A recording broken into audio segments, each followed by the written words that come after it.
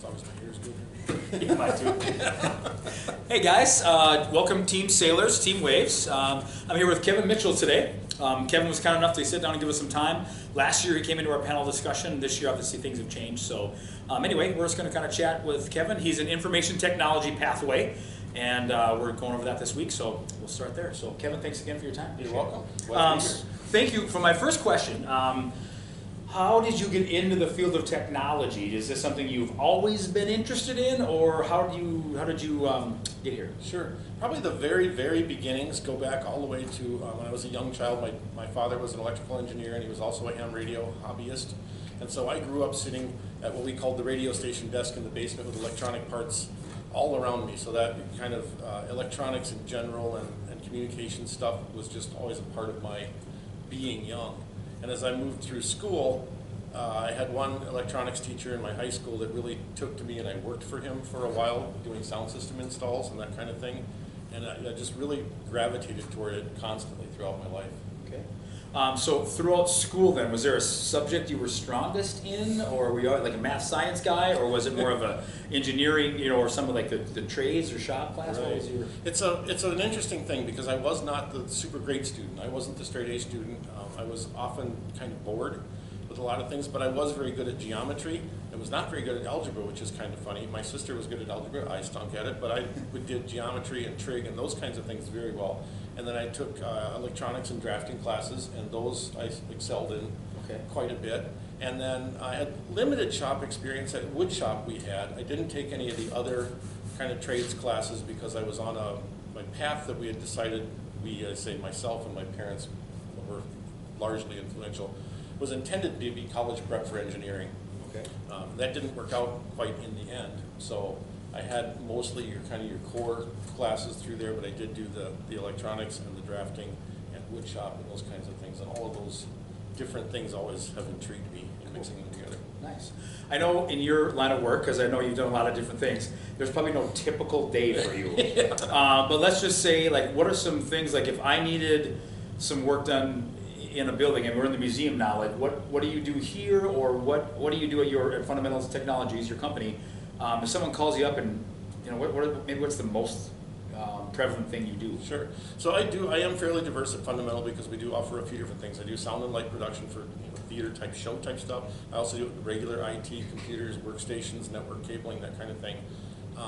And like I say, there is no typical day, but my common calls would be people having difficulty with their network or the configuration of it, or getting onto the internet, or accessing their files on their server, or configuring a new PC, that kind of thing. And then also some other things that are, again, out in that. And this year's been really interesting and different, and I've had to diversify. Sure. I've actually cut, well, we don't have any out here, but plexiglass shields for Corona. I've cut those because I have a laser cutter. And then I did a sound system upgrade at the Becker County Courthouse. Okay. It was one of my big jobs. It was saved by CARES. Okay, sure. They had some CARES money to spend, and they Nice. needed a sound system upgrade. So I worked with the IT department at the Becker County Courthouse, and together we created a sound system that had some technology components as far as IT, a computer to control it, tablets to control it. The online Teams meeting thing is all fully integrated into it, and then cameras and microphones and such. So I think a lot of people think IT and they think bunker, sitting in the dark in your parents' basement playing video games or coding games. Right. That's not what it's about, basically? It's not all about that. Okay. It is about that. I've taught some coding classes here at the museum, and we've done that. And that is fun, and I do write code. I'm actually writing an application for the museum here to do all of our all-inclusive management. So management of archived items, artifacts, the campaign for raising money for the new building, the daily ins and outs. So everything is going to be in one system. And so I do spend my number of hours hiding in the basement, in the dark, upside down under the desk, crying and typing code. But my daily, my daily stuff is kind of I manage the network at a school here in DL. Okay. I manage a few doctors' offices. I manage a few other small businesses and servers and whatnot. So there's a lot of the daily stuff that's mostly simple, where you try to get people's email to work, get them a new workstation, get them connected to their items on their servers or whatnot, and then you get some interesting things that pop up, which I think you're going to ask me a question later. So I'll leave that lay. Okay. Cool. So as far as like formal education going, you got through high school, and then did you and pursue the engineer stuff, is there like was there a class you had to take, or are you kind of self-taught in a lot of this? How does this work? Yeah, that's the interesting case study, and I don't know how, to give somebody a recommendation, I don't know what to tell you except really try to learn about yourself and understand yourself. I'm a super quick study on my own, picking up, watching, looking at other people. I was side by side with my dad. I went to the power plants as a kid, that kind of stuff. Sure. And a lot of it just kind of absorbed into me. I did go to college for a very short period of time after high school on my path, as it were. And I struggled with that environment because there were so many of the rigorous, you start out with college level algebra, and as I mentioned, not my thing. Yeah. And in a big college in a big city, and then you got language difficulties, and it was a real struggle. So I never finished that, but I was starting out on electronics engineering technology. And then I found that I could go out and just do stuff pretty quickly, and I can pick up, you're showing a new technology, and I'll go home and play with it for a week or two, and then pretty quickly pick it up. And what skills do you have to have besides the coding, the techie skills? What other skills do you have to make Fundamental Technologies a profitable company that you own? Because you're kind of an entrepreneur as well. Right. We talk about the business path, and we've already done that. So this is kind of blending two pathways. You are in the IT field, but you also own your own business. So what are some other skills you need to have to run that business in the IT field? That's a good question. It's fascinating because I work with other IT guys. I work with other independent guys like me, and their skill set is different than mine, and that's why we kind of partner up sometimes. Okay. So there's guys that truly are just all about the desktop, the keyboard, and working with the computers and the software and that kind of stuff. And I add to that, I've always had a fascination with mechanics, and I have other hobbies, tractors, cars, welding, wood shop, and that kind of stuff. So I can not only do that, but for a small company trying to make its way in a competitive world, it helps that I can build a steel rack to mount the equipment in. It helps that I can assemble it, screw it together, solder circuit boards, fix things, make my own cables. That saves a lot of money and makes things neat because they're the right length. So I kind of mix those skills in as far as, coding is good, understanding software is good, understanding how to build an operating system is good, and then a lot of network knowledge. And that's a constant learning thing. I am, as of this week, learning new network tricks, tools, hardware. I was just going to ask you, it changes fast, right? Every day. You got to keep just on the ball every day. Every day. Okay. So there's basics to networking, and we won't go into a ton of detail on that, but there's, networking as a whole hasn't changed a ton, but the equipment that's available now and the way that we do it and the neat features that you can add and the controls, that's part of the really neat thing is some of the new stuff. You build a network and then you go to your cell phone and you have the controller, and I log into my client and I say, oh, well, so-and-so's on your network up on the 3rd floor and they're using a lot of bandwidth. Let me just choke them down a little bit here. Sure. And that stuff's neat.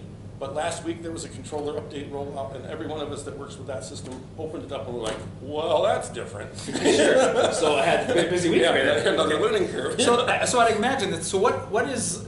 Wrap this into one question. Give me some, not the worst, but like, what are some challenges of your job? Sure. And then also, what's that? When you go home at night, going, that was a good day. Like, what makes your job exciting, or what's your favorite part of the job? Maybe the not so favorite part. So in a way, the answer is the same as far as what makes it really great, what makes a good day, and what makes a challenge. On one scope is I love a challenge.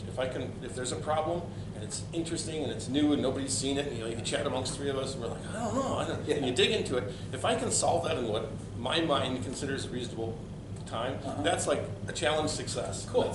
That's really mentally satisfying. Like I got on top of that, I won. Sure. And then there's other challenges that come up that are unrelated to anything, and one of the biggest things is everybody's trying to save a buck these days. So often you get the customer, you go out, you do a bid, you do an install, you put it all together for them, everything's neat and tidy and everything's perfect. And then they call you up out of the blue one day and there's this, such and such doesn't work. Well, that's weird. And then you finally show up on site or go, remote in or go through it, and they've changed everything on their own without asking. Yeah, right. But then you handle it, right? Yeah. And so that's I call that frustrating. It's not that like there's any work challenge to it. Sure. And we're happy to go back and charge them to undo their mess, but at the same time, it's kind of like it could have been so smooth. Yeah. What did you do? I have to ask this too, and we'll wrap up shortly here. Yeah. You did a camera for free. What? You were involved with the Ice Palace or something like that last year too, a little bit. And I know you do a lot of stuff for like the for Sally's the Tough Laker runs. You used to do all that. So what are some offsite things? What was that all about? So those are interesting, and that's where kind of the broader scope that Fundamental does is I am a theater guy at heart. I audited college classes, so I didn't really take them, but I went, participated every day in theater, and then I have a love for theater, sound and light, particularly sound. And the interesting thing of that is the same thing that I was actually an auto mechanic at one point too. And the interesting thing about all of those things is they're now also IT driven. Everything is computerized. Everything gets talked to by a computer. Everything's on the network.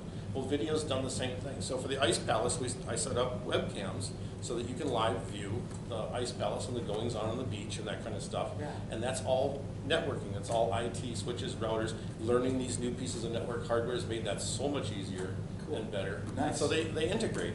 Cool. Last one. I'll wrap it up here. What if you had to do it over again, or you had to give advice? I know you have kids, Yeah. so a few beyond here now, and one not quite there yet. But for a ninth grade kid, what's just some? Hey, I'm a dad. I'm a business guy. I'm an IT guy. Here's some advice I'd give you. Yeah, there's a couple pieces, and that is good. Figure out what you really like to do, and then figure out how to make that your job or your career or your passion, so that you're not hating your job every day, and that's super tough. And the other thing, as far as I know that there's a lot of discussion of college trades, no post-secondary school, that kind of thing. You know my story on where I landed on that, and I think what you have to do is, in those earlier years, I have a 13-year-old daughter as one, and she's just entering into that era where she's going to have to be making these decisions. And you have to figure out your own self, do some self-introspection, figure out who you are. Yes. Because if you don't know who you are, you don't know whether you're going to survive. And, so part of it for me was social. I'm not a very social person, really. When I'm in my nerd scope, I'm okay. But so that was part of the struggle for schooling with me. Sure. College was very social, and then it was other unrelated classes, and I didn't thrive in that environment. Had I figured that out before I got talked into going, I wouldn't have spent so much time trying to stay on that path, and I would have gone out and done something I really like. But there are people, for sure, college is absolutely the right thing. Yeah. And totally do it. So, but figure that out for your, look at yourself, figure out who you are and where you want to go and what you want to be. Awesome. Great advice, great interview. Thank you for your time. We really appreciate it. You're very welcome. All right. Thank you. David.